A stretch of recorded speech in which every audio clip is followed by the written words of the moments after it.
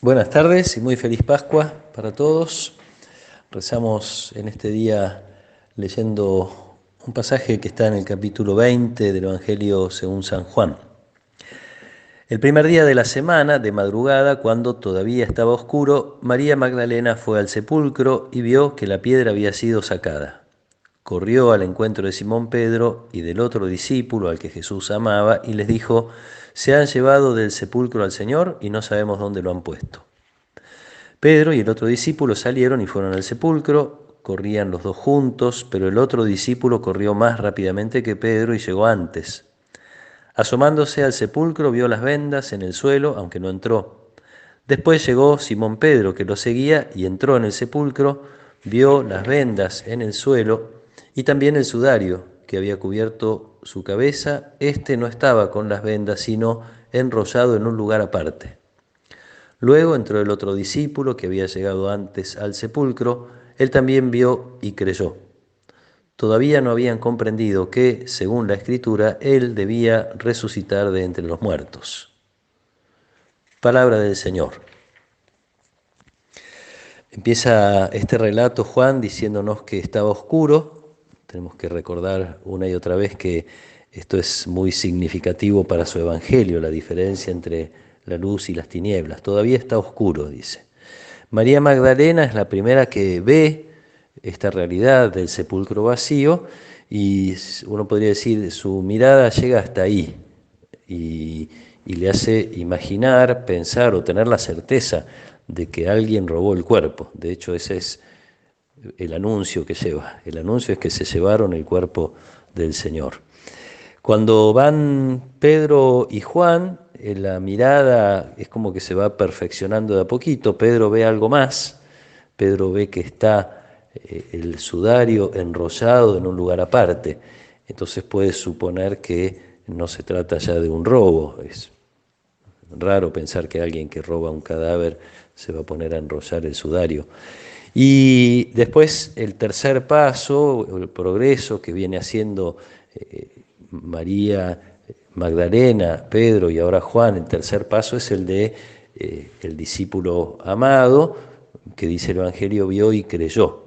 Entonces no solo vio una realidad y sacó sus propias conclusiones, sino que vio, uno puede decir, contempló, profundizó y descubrió que ahí hay un signo.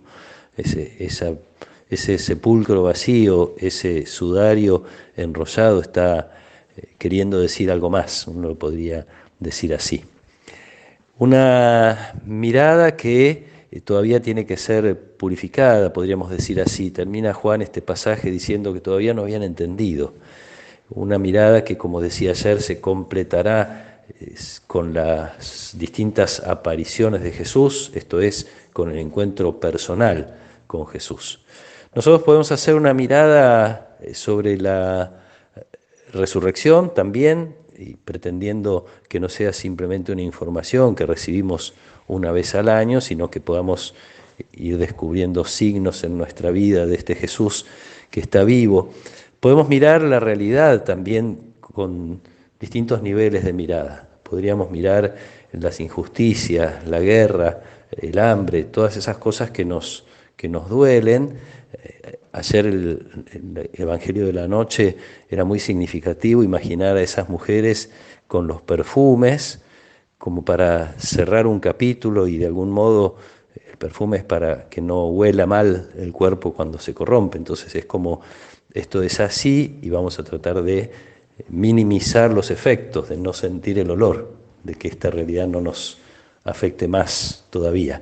Uno podría tener esa mirada de los discípulos que todavía no terminan de entender sobre la realidad, que son realidades que nos duelen, nos molestan y podemos intentar o no pensar en ellas o distraernos de ellas.